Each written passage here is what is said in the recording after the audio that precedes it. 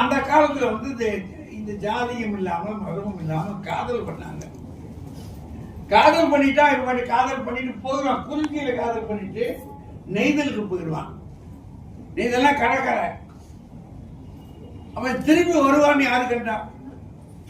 அதுல இவங்க தெளிவா ஒண்ணு என்ன செஞ்சாங்கன்னா, காதல்னு வந்துருச்சுன்னு சொன்னா மெய்யுறு உணர்ச்சியை சேர்த்து வச்சு விட்டான். திருவள்ளுவர் கூட அதை பாக்க மெய்யுறு உணர்ச்சினா என்னது? இருவரும் ஒருவரை ஒருவர் உடலால் அறிதல். சுருக்கமா சொல்றாருந்தா. அப்ப அப்படி இருந்துச்சுன்னா அது என்ன ஆகும்? அதுல கவலை யாருக்கு? பொம்பளைக்கு கவலை. வந்தானே தன்னை தந்தானே வருவானா? பிரச்சனை இல்லை. அது இவன் பாட்டுக்கு போயிட்டு சரிதான் ஏதோ வழியில கிடந்துச்சு சாப்பிட்டேன்ட்டு போயிட்டான், என்ன செய்ய? ஆனாலும் அவன் வந்து தொடும் போதே அப்படி பாக்குறான். கிறுக்கு பேரு தொட வர்றையே என்னோட தொடர்ந்து வருவாயா? பிரச்சனை இருக்குல்ல, தொட வர்றையப்பா தொடர்ந்து வருவையா? அப்போ அவன் சொல்றான், ஏய்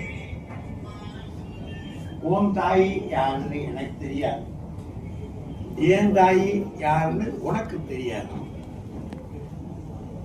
இல்லை உன் தாய் என் தாய் இதுக்கு முன்னாடி ஒருவர் தெரிஞ்சவங்களும் இல்லை. நியாயம் நியாயம் யாராகியரோ, நியாயம் நியாயம் யாராகியரோ யாருக்கு தெரியும்? உனக்கு தெரியுமா? எனக்கு தெரியுமா? உங்க அம்மாவுக்கு தெரியுமா? அவன் எங்க அம்மாவுக்கு தெரியுமா? எந்தையும் உந்தையும் எம்முறை கேளு. எங்க அப்பனுக்கு உங்க அப்பனுக்கு எப்பாவது தெரிஞ்சிருக்கா? சொந்த வந்தமா நம்ம இல்லையே. பிறகு எப்படியா இருக்கா? செம்புல புயல் நீர் போல வானிலிருந்து விழுகிற மழை இருக்கு. அந்த மழை எந்த மண்ணில் அதுக்கு நிறம் இல்லை, அதுக்கு நிறம் இல்லை. அப்படின்னா என்ன அர்த்தம்? நமக்கு மதம் இல்லை, நமக்கு ஜாதி இல்லை. இல்லை இல்லை, அதுக்கு என்ன நிறம் இருக்கு? அதான் அது சொல்ல வர்றாங்க. அங்கிருந்து வந்துச்சு, விழுந்துச்சு.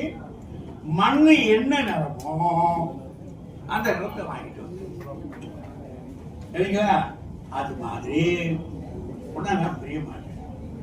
செம்புல புயல் நீர் போல அன்புல நெஞ்சம் கலந்தனவே கலந்துட்டான்.